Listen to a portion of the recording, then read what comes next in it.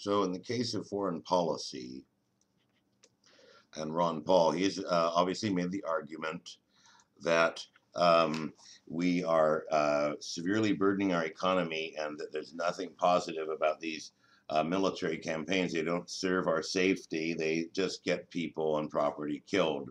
And he outlines a three-part argument: a moral argument, the golden rule, casus belli, which means just war, to have a cause of war that is just, because in Christendom and Europe in the old days, you really couldn't war very effectively without the Pope allowing you to, because he could excommunicate you. So you had to have some sort of a casus belli, a reason you're going to war that's considered legitimate, on largely defensive grounds, although one could presume retaliatory grounds in some cases.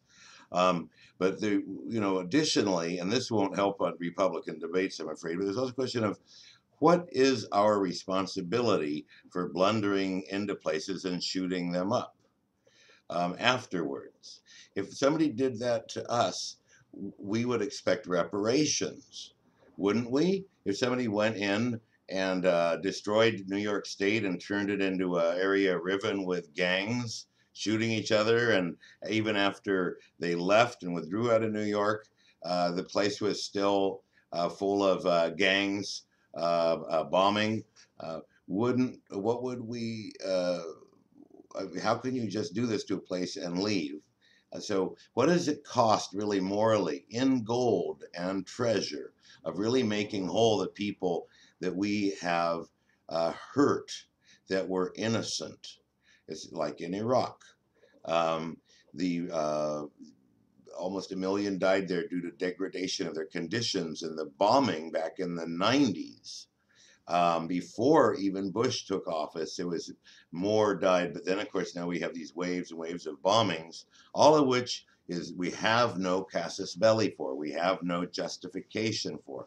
Therefore, we're in a spiritual sense liable for all these damages.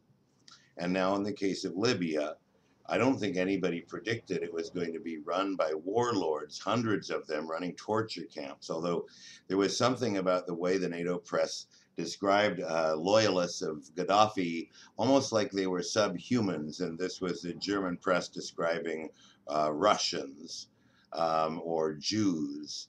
It certainly was as safe as being a Jew on Kristallnacht to be a Gaddafi supporter recently. I can assure you, if you're an outright Gaddafi supporter in many places in Libya, you will end up being tortured or killed.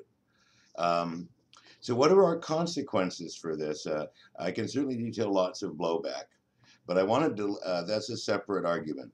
So that is a very powerful aspect of the moral argument, not to mention the destruction of millions of US lives, because when guys come back, why do they give to Ron Paul more? Because they know how messed up this stuff is.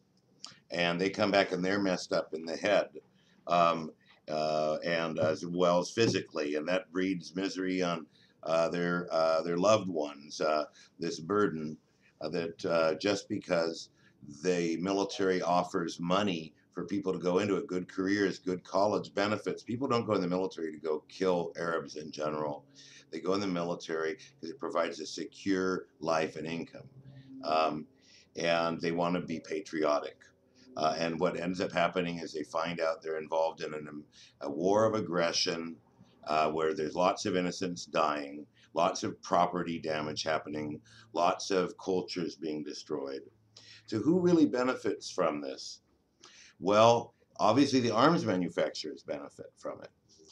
So what we have is we have invasion capitalism. In the case of Libya, we destroyed their whole government, and they have $10 trillion worth of stuff that is now going to be in play. So the bankers are going to do well because they were shut out from Libya. And in Iraq, many people did well because chaos actually drives up the consulting fee. So you get 30% on high insecurity oil, basically the Western take to extract the oil and get it over here instead of 10%. Then you've got your disaster capitalism. So the invasion capitalism benefits the media companies that are in part owned by the same group of investors that own the military-industrial complex, the institutional and billionaires. And then you've got the original founding personalities, and many of these are holding positions about the Middle East that are very aggressive in their defense of Israel. And this has cost us no end of trouble. Who else benefits? Construction companies, Bechtel, energy companies, obviously, consulting companies to rebuild it and to do medical rehabilitation and rebuild the infrastructure. And then, of course, banking. So there's a number of groups that benefit. And the thing that's interesting is they never can lose, basically. They can only gain.